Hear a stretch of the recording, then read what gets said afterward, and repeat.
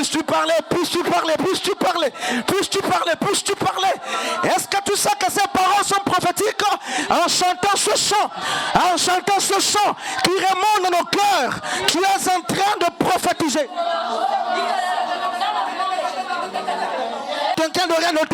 Mababazato sota sitariata bosoma rito soma patasa rita patasa papramano soma rido somalia gotos. Ne t'inquiète de rien et n'aie aucune crainte. La joie vient le matin, les souffrances ne durent qu'un temps. Ne t'inquiète de rien. 2 Samuel 9, le verset 1er à 13 nous parle justement, je vais prendre le risque, le soin de revenir, d'une partie de l'histoire de Saül alors qu'il n'est plus. Saül n'est plus, son fils bien-aimé Jonathan n'est plus, mais on reste attentif. Je vais revenir entre-temps. Et la nouvelle arrive justement au village, disant que le roi vient de tomber avec son fils Jonathan. Et un des serviteurs de la maison justement de Saül, dénommé Tiba, va se précipiter à vouloir épargner la vie, n'est-ce pas, de l'enfant de Jonathan qui vient aussi de tomber. Jonathan qui était justement fils de Saül le roi, naturellement son enfant est le petit-fils du roi. Et Tiba qui est le serviteur du roi Saül s'est précipité, il a pris l'enfant pour l'épargner parce que se disait-il, et il savait que chaque fois qu'un roi qui était en conflit avec son successeur, ou du moins chaque fois qu'un homme qui était en conflit avec le roi qui venait de chuter, montait justement la royauté, très souvent et fort souvent, il massacrait, il mettait à mort, n'est-ce pas, la descendance de ce dernier. Donc Tiba connaît l'histoire et il s'est dit potentiellement, si David qui est en conflit, ou du moins qui était en conflit avec Saül, arrive au trône, il va tuer la descendance, n'est-ce pas, de Saül. C'est pourquoi il va épargner, il va se précipiter pour épargner justement, ou pour vouloir épargner Méphibosheth, qui est le fils de Jonathan, alors que le père est mort. Et l'histoire, pour aller très vite, nous fait comprendre que dans le souci de préserver la vie, alors l'enfant va tomber. L'enfant va tomber et l'enfant va perdre les pieds. Et les recherches nous font comprendre qu'il est autour de 5 ans. Par là, il perd les pieds. Et qu'est-ce qui se passe? Non seulement il perd les pieds, il est jeune en âge. Tiba va le précipiter en exil chez Makir. Makir vit à Lodebar, qui signifie littéralement mais pause, qui signifie aussi justement lieu ou zone sans pâturage aucun. Makir vit donc à Lodebar et c'est ce monsieur qui va accueillir pour un temps justement le jeune qui a perdu les pieds. David va régner pendant longtemps et il vint un temps où le souvenir de l'alliance qu'il avait dressée avec, n'est-ce pas, la personne de Jonathan va remonter dans son cœur. Et c'est ainsi qu'il va interroger justement la maison royale, à l'occurrence la personne de Tiba qui est un serviteur fidèle. Mais j'aimerais faire une pause et ouvrir très vite une parenthèse avant d'aller très loin dans l'enseignement. Alors la Bible nous apprend que Tiba est resté serviteur même lorsque la personne pour qui il était au service n'était plus. Là c'est Dieu qui me siffle. Tiba était serviteur de Saül. Mais Tiba n'est plus. Mais quand même, pardon, je dis n'importe quoi. Tiba, oui, justement, est serviteur de Saül. Saül n'est plus, mais Tiba continue de servir. Comment est-il possible?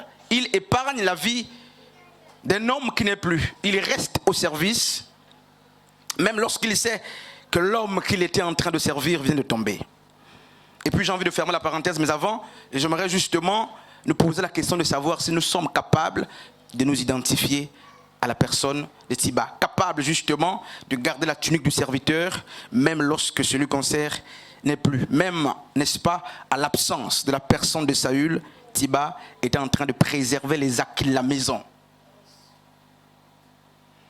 À l'absence du berger justement de la royauté ou du palais, pas seulement l'absence, sachant que le berger vient de mourir, le roi vient de mourir, Tiba ne change pas de tunique, il sert, il continue de préserver les acquis ou les avoirs de la maison royale. J'aime cette image et je voulais justement que quelqu'un s'appelle Tiba dans l'assemblée. Bref, je ferme la parenthèse.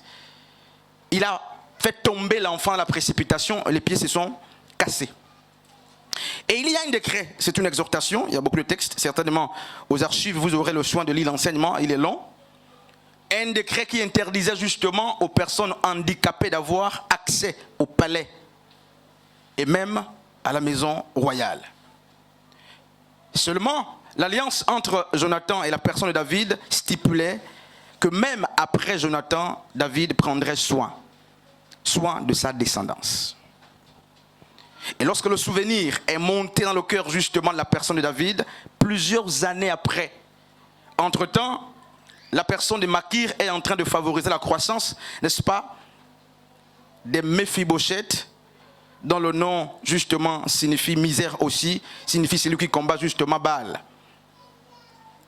Et David va donc instruire qu'on l'apporta, n'est-ce pas, le fils, d'après justement Tiba, le fils de la personne de Jonathan qui était en exil.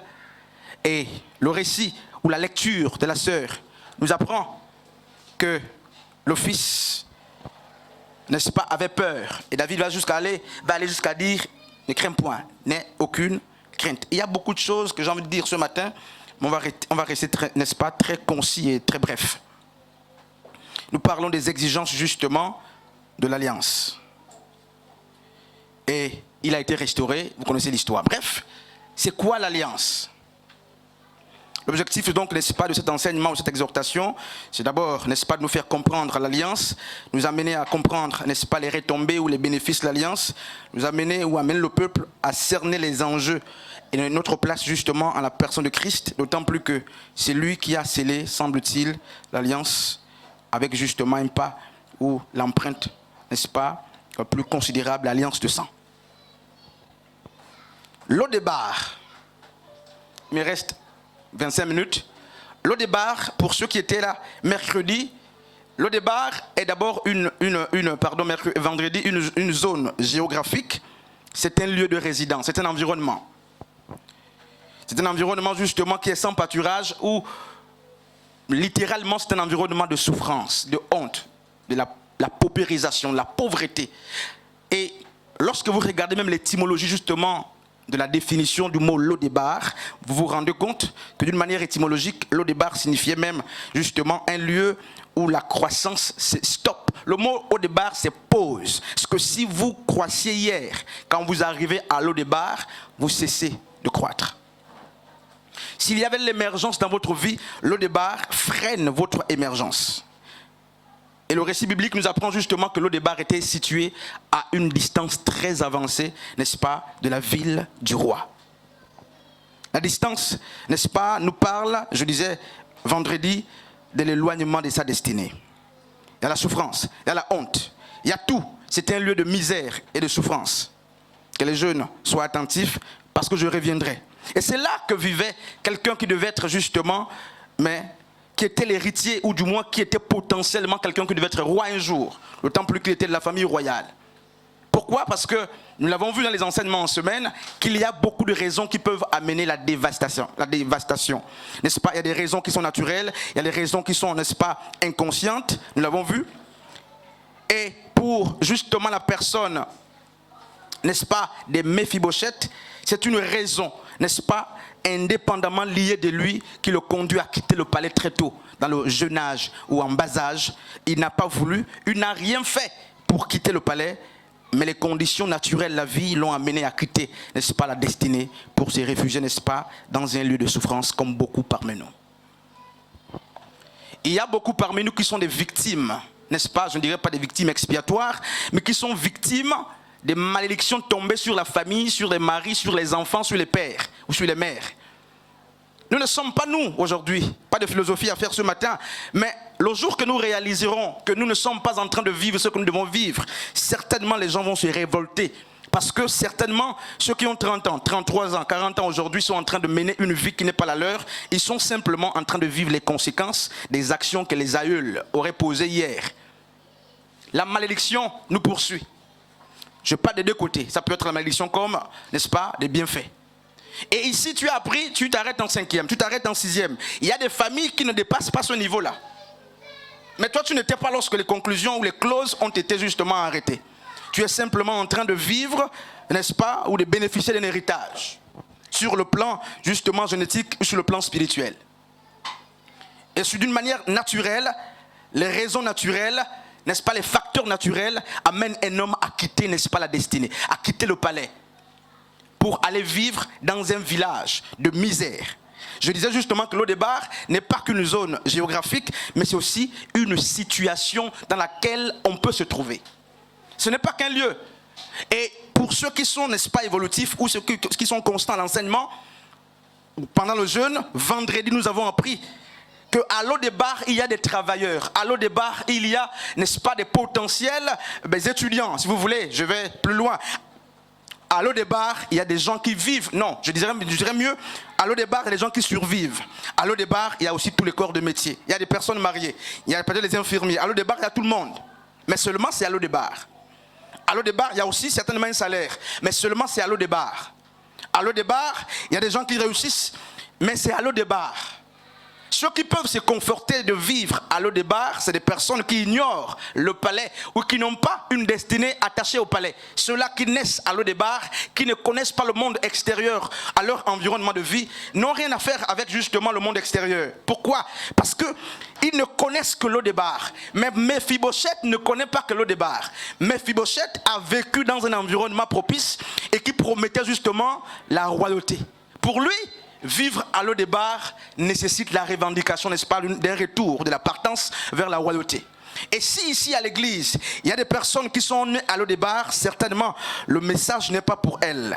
Je dirais mieux, s'il y a des personnes justement qui ne connaissent pas le palais ou la maison royale, certainement ils n'auront pas une imagination qui ira au-delà justement de Lo-Debar, parce que pour eux, leur monde c'est Lo-Debar. Ils ne connaissent pas l'au-delà, ils connaissent Lo-Debar. Mais pour des personnes qui ont été destituées ou transférées, peu importe les facteurs qui ont favorisé le transfert, ces personnes doivent naturellement se révolter. Amen. Je parle aux personnes qui étaient ou qui sont destinées, n'est-ce pas, à vivre au palais ou à vivre, n'est-ce pas, une certaine vie et qui aujourd'hui, à cause des facteurs endogènes ou exogènes, se retrouvent dans des situations ou des zones qui les privent de leur liberté, qui les privent, n'est-ce pas, de leur accomplissement ou qui les privent de vivre ce pourquoi Dieu les a appelés. Et là, pendant que je préparais l'enseignement, il y avait justement la révolte en moi.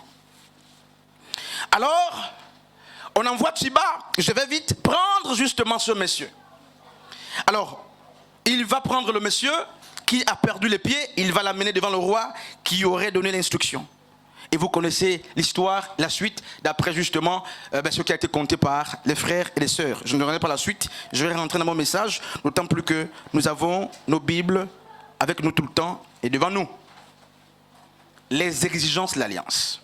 Qu'est-ce qui se passe? Il y a une chose, il y a deux choses, il y a trois choses, je dirais même il y a beaucoup de choses, il y a plusieurs choses que j'aimerais qu'on évoque, mais je parlerai en peu de temps au trop de trois. Si j'exagère, je parlerai de 4 éléments justement, ou de 4 exigences attachées à l'alliance. Et voici le premier.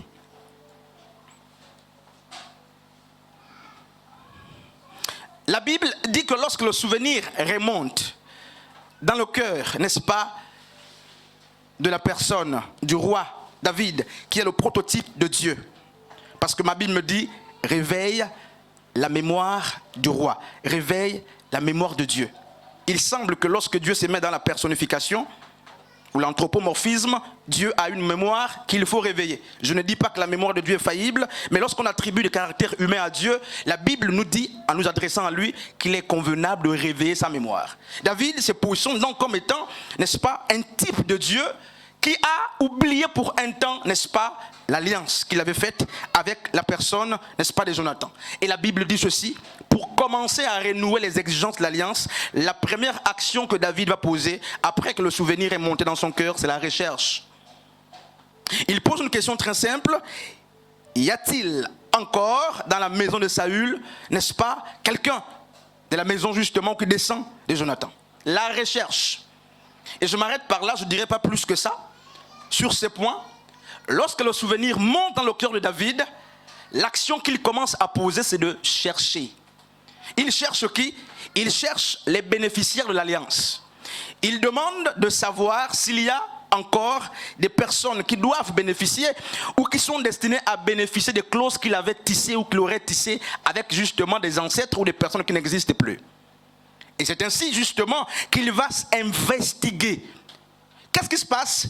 Mephibosheth est ignorant. Je crois, n'est-ce pas, je ne vais pas plus loin, je ne dis pas ce que la Bible ne dit pas, mais Mephibosheth, à 5 ans, lorsqu'il quitte la maison, n'est-ce pas, le palais, naturellement c'est un enfant, mais il n'était même pas témoin de l'alliance que son père Jonathan avait tissée avec la personne David. Pendant qu'il est ignorant, pendant qu'il ne sait rien au sujet justement des clauses entre son père et David, il y a quelqu'un qui le recherche, David.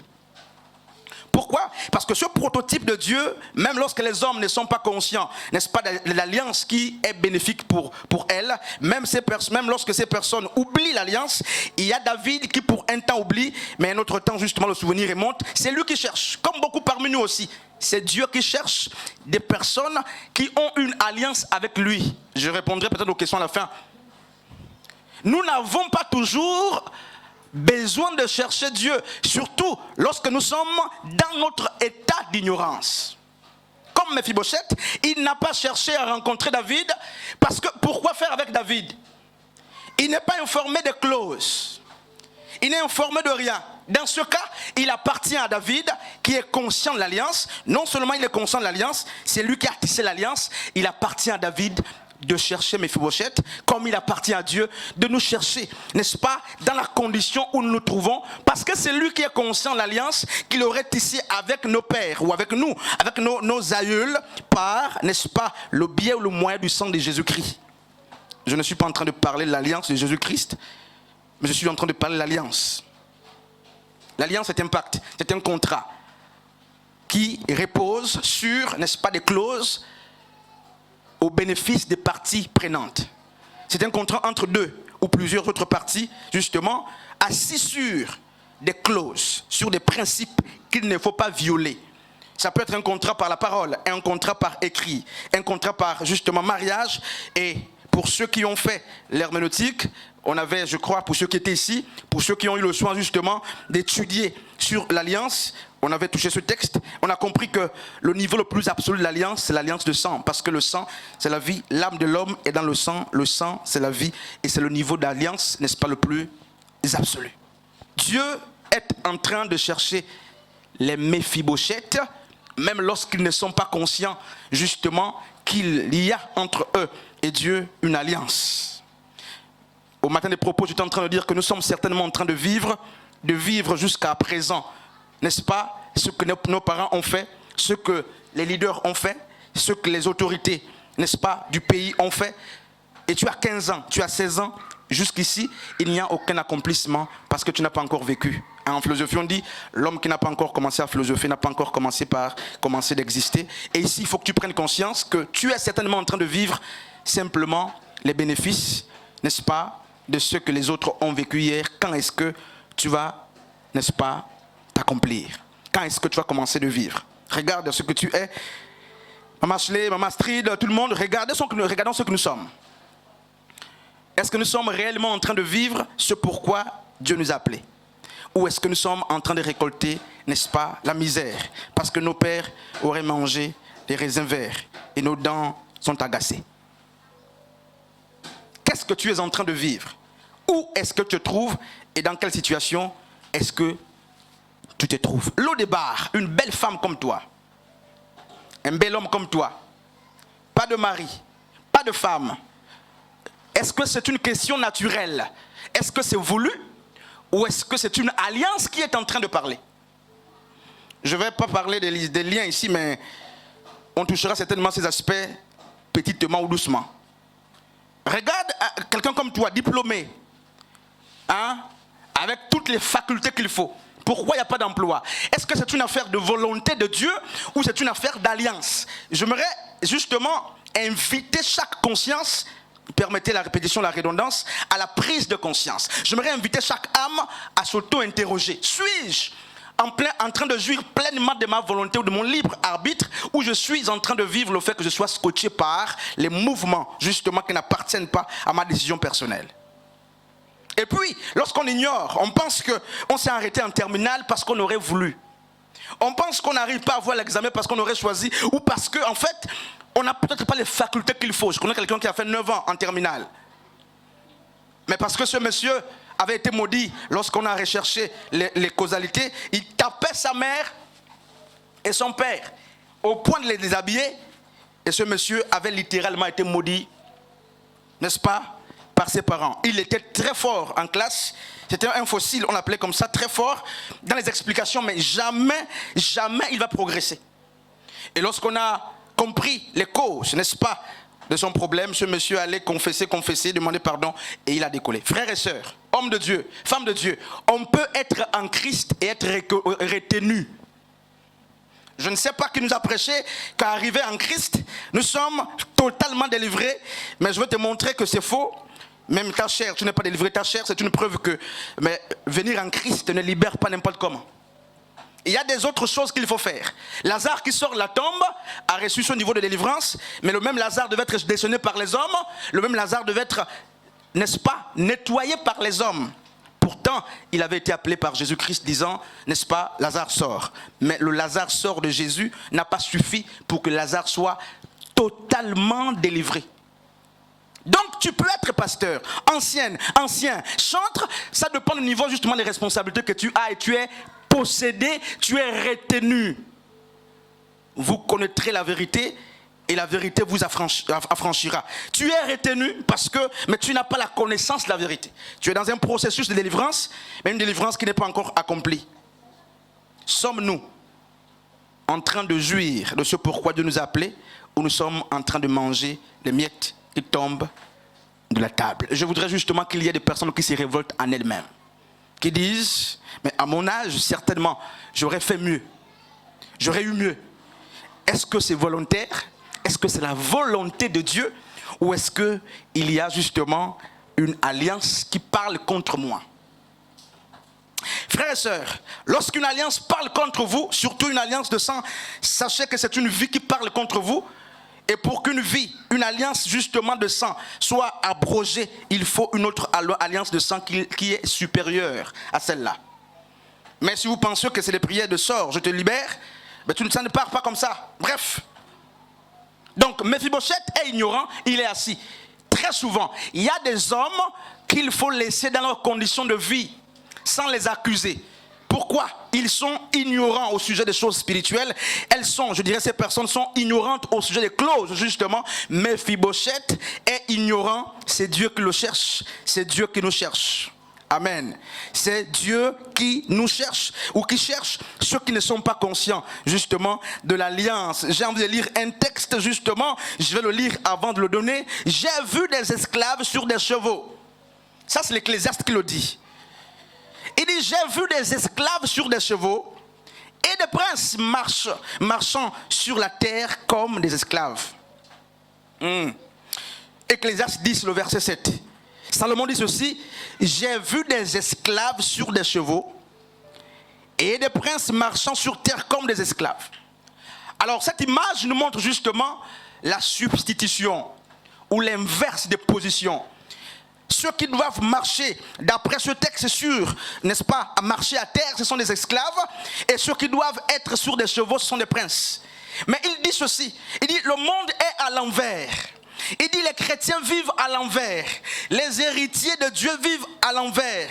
Les co-héritiers de Christ vivent à l'envers. Ils disent, eux qui devaient être sur des chevaux, ils sont à terre. Et des esclaves qui doivent ou qui devraient marcher à même, n'est-ce pas, le sol, sont sur des chevaux. Et puis le message peut s'arrêter par là pour ce premier point. L'esclavage, frères et sœurs, et beaucoup, même en Christ, sont dans ce texte. Ils se retrouvent ici. Qu'est-ce qui a favorisé l'esclave à prendre le cheval? Certainement, il a une connaissance plus avancée que toi. Galates 4.4 le dit justement, à partir du verset 1er si vous voulez. Aussi longtemps que l'héritier demeure enfant, il n'est en rien différent d'un esclave et même son patrimoine est géré justement par un intendant. Est-ce que c'est l'ignorance qui fait que les esclaves prennent ce qui est pour nous et que nous soyons soumis à la misère? Est-ce que ce sont des facteurs justement qui dépendent de toi ou ce sont des facteurs qui ne dépendent pas de toi? Et Mephibosheth est en train de vivre ce texte. Un roi ou un prince, n'est-ce pas, se trouve à Lo-Débar. Et il y a dans le palais même des personnes justement qui n'étaient pas de la lignée royale. Régale-toi, chère mère, cher père, chère sœur. Je sais que pour ceux qui travaillent, on peut se réjouir de ce qu'on a. Mais moi, je ne suis pas dans la réjouissance.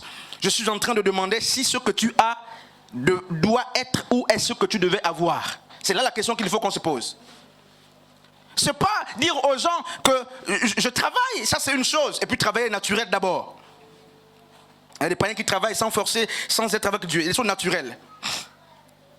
C'est pas se marier, se fiancer, avoir ceci ou cela qui importe. La question fondamentale qu'il faut nous poser, qu'il faut qu'on se pose, est de savoir si ce que j'ai est, n'est-ce pas, équilatéral. Je dirais isocèle. Ce que j'ai, est-ce que c'est proportionnel? Est-ce que c'est correspondant à ce pourquoi j'ai été appelé? Est-ce que je suis en train de manger à la facture du pot? J'ai payé 5 000, pour parler d'une manière simple, je mange pour 5 000. Dieu m'a appelé pour être un grand intercesseur. Est-ce que je suis en train de jouir ou de vivre ce que Dieu a écrit sur ma vie? Non, mais je suis intercesseur aux conditions de Lo-Débar. Mais lorsqu'on n'est pas conscient, on peut s'arrêter par là et dire j'ai réussi. Réussir, c'est pas s'accomplir, mais réussir, c'est atteindre les objectifs, justement que, non pas les objectifs qu'on s'est fixés nous-mêmes, mais les objectifs que Dieu a fixés pour notre vie. Aussi longtemps qu'on réussisse, qu'on atteigne nos objectifs, sans atteindre les objectifs pour lesquels Dieu nous a appelés, ce n'est pas une réussite. Je dirais mieux, c'est une réussite très partielle, c'est un chemin très partiel. Ceux qui doivent réussir doivent atteindre et marcher, sinon vivre ce que Dieu veut qu'ils vivent. Amen. La Bible dit justement qu'il est recherché par la personne justement du roi. Et je vais très vite, puisque le temps nous est imparti. Et la lecture de la sœur Marie nous apprend justement qu'il y avait une dépossession des biens ou de l'héritage. Elle a lu et on a compris justement que les plantations étaient arrachées.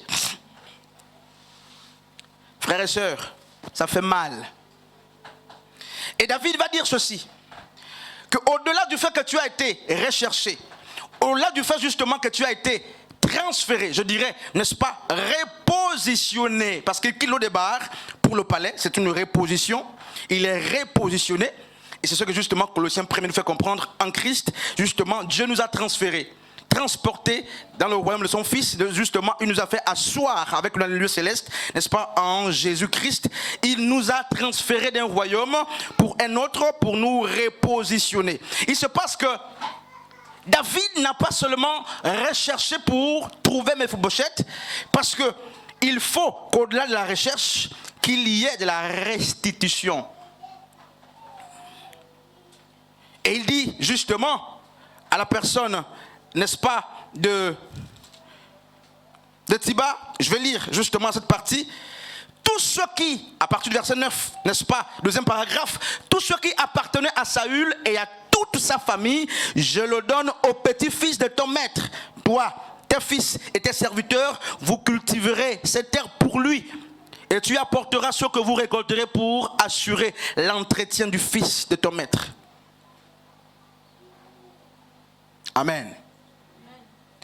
L'alliance fait que même lorsque vous avez été oublié, pendant longtemps, l'alliance a un langage, l'alliance a un cri qui peut être poussé à tout moment. Même lorsque vous aurez déjà ingurgité, n'est-ce pas, la coupe de la honte, il y a toujours un temps où l'alliance va s'exprimer. L'alliance fera que Dieu dispose des personnes justement pour vous chercher. Même si elles ne sont pas de votre lignée. David n'était pas de la lignée de Saül, n'est-ce pas? Et Saül n'était même pas justement lévite. Il n'était pas de la tribu de Juda pour occuper, n'est-ce pas, la royauté. Donc ils sont très différents. David est de la tribu de Juda, c'est normal qu'il soit roi, mais Saül ne l'était pas. Donc ça veut dire que Jonathan et David ne se connaissent pas. L'alliance fera en sorte que, même si les hommes sont méchants, Dieu disposera des choses, que ce soit des choses, des hommes, des textes, des lois qui seront justement votées ou décrétées parce qu'il faut que Dieu, n'est-ce pas, vous repositionne.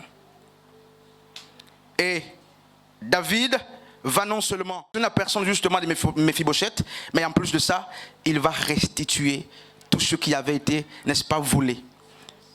Amen. Il n'y a donc pas d'alliance qui ne crie pas restitution.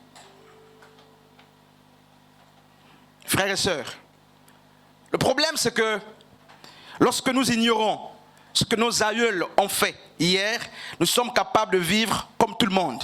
Mais quand vous suivez les prières des Juifs ou des Hébreux, même celles de Jésus, vous entendrez toujours trois noms qui ont été ou qui sont toujours cités. Le nom d'Abraham, d'Isaac et de Jacob. Chaque fois qu'un Hébreu dit Dieu d'Abraham, chaque fois qu'un Hébreu dit Dieu d'Isaac et de Jacob, en fait, il est en train de dire ceci: Seigneur, souviens-toi de l'alliance que tu as tissée avec ces hommes. Quelles sont les clauses de l'alliance que tu as tissée avec la personne d'Abraham, avec la personne d'Isaac et de Jacob? C'est pourquoi je vais me permettre de le dire à l'église. Même lorsque vous priez, au-delà de l'alliance justement, mais qui est au-dessus de toute alliance, l'alliance par le moyen justement du sang de Jésus-Christ, il est possible que nous disions à Dieu, n'est-ce pas, souviens-toi de l'alliance que tu as faite avec X père. Si du moins vous connaissez l'alliance que Dieu a faite avec vos aïeuls ou vos ancêtres. Les ancêtres doivent figurer dans nos prières.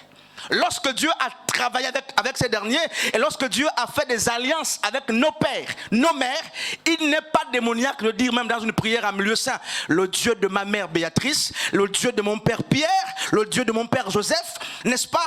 C'est une manière de dire à Dieu: souviens-toi de l'alliance. Tu n'es pas en train justement de vénérer ton père ou ta mère, mais tu es en train de dire à Dieu: souviens-toi de ce que tu avais dit à ma mère.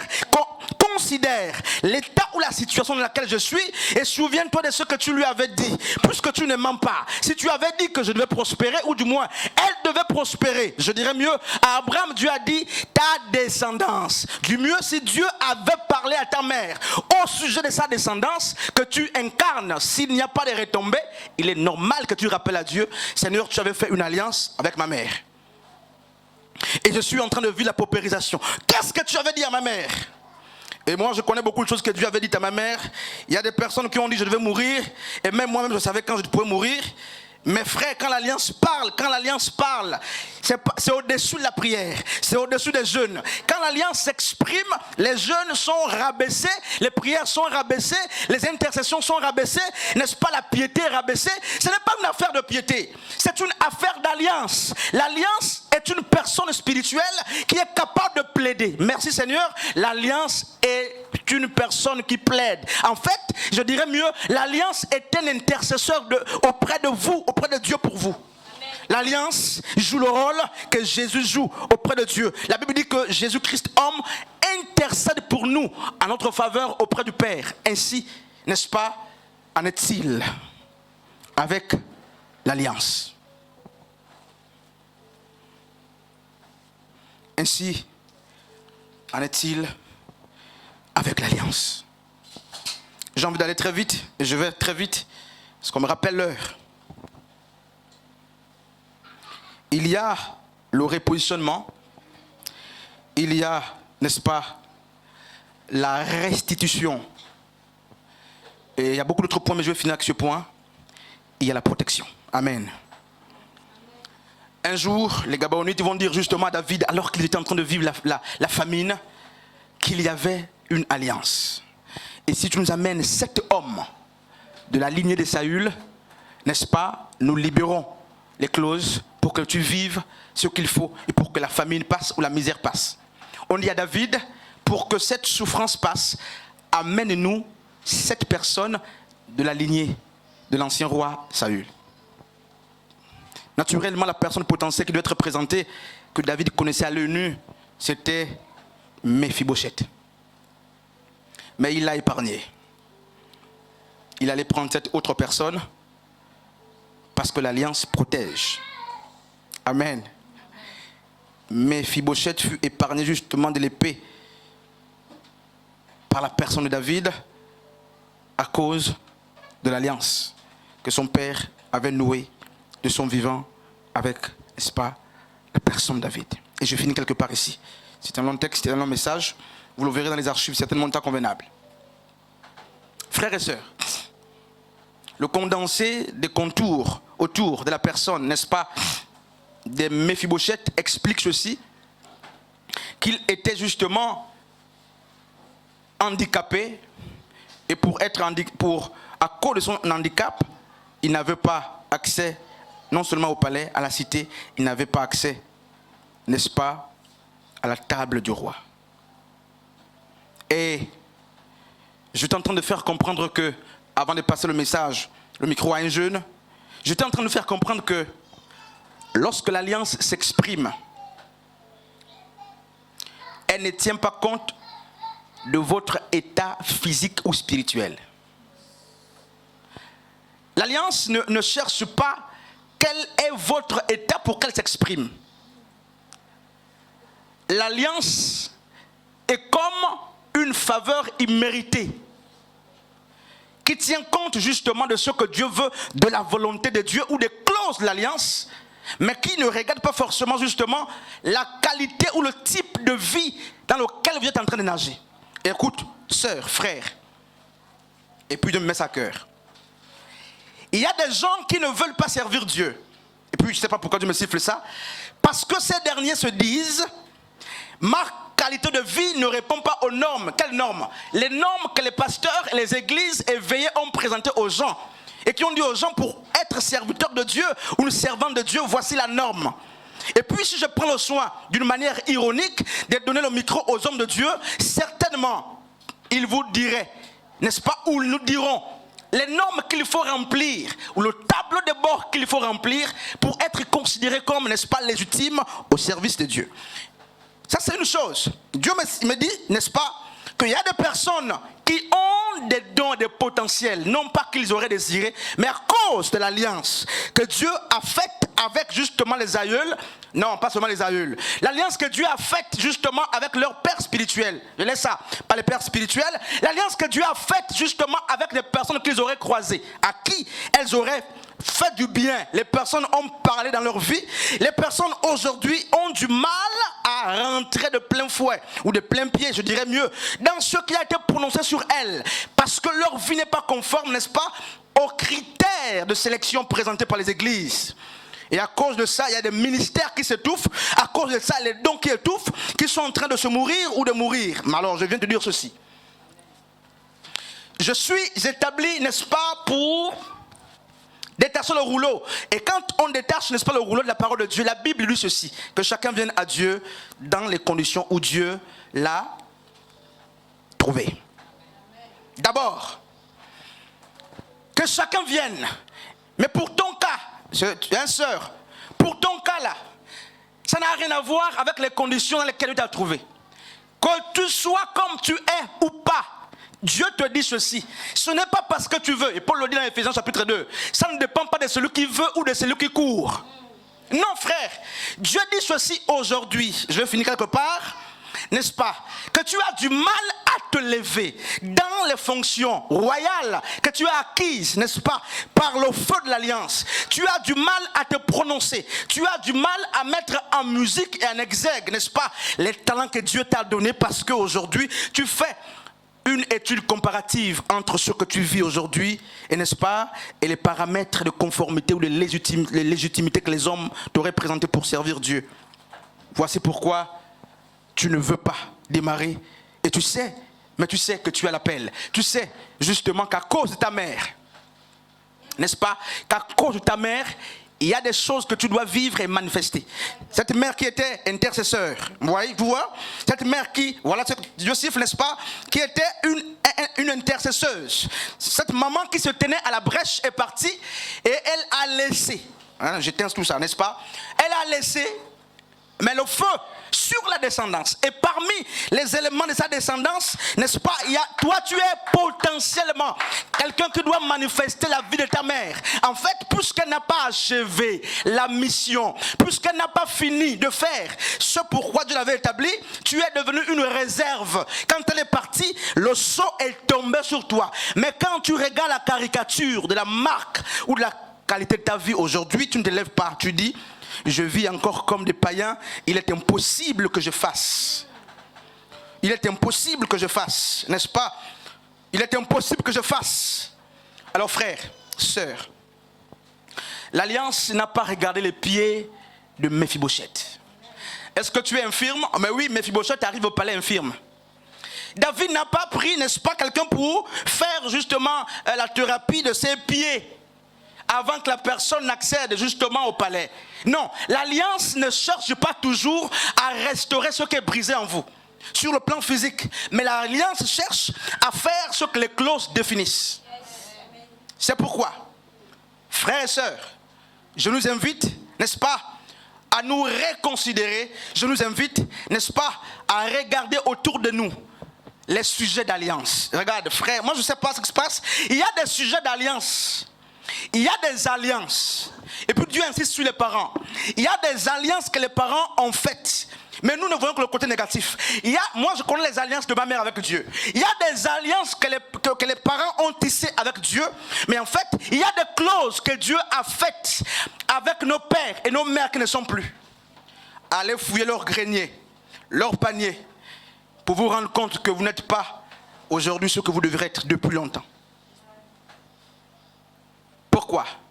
Vous devez bénéficier de l'onction de vos pères. Tu dois bénéficier, je dirais mieux, tu dois bénéficier. Tu dois être repositionné. Tu dois être retransféré. En fait, tu dois être transféré. Quitter l'O-Débar pour le palais, parce que le palais est ton lieu de résidence. C'est là que tu dois régner. Tu n'es pas appelé à régner, n'est-ce pas, à l'O-Débar. Et tout règne à l'O-Débar. Pour ceux qui sont appelés, n'est-ce pas, à régner au palais, c'est pas de règne, c'est, n'est-ce pas? Frère Jésus a une alliance. Il est mort à la croix et par son sang, je suis en alliance avec toi. Il est plus que temps que tu dises à Dieu: Seigneur, même si maman n'a pas s'aimé, même si papa n'a pas s'aimé, même si le père dans la foi n'a pas s'aimé, je sais que mon grand frère Jésus a s'aimé à la croix et à cause de ce sang, je réclame mon droit de naissance. Alléluia, que Dieu bénisse sa parole. On peut nos têtes, n'est-ce pas, pour dire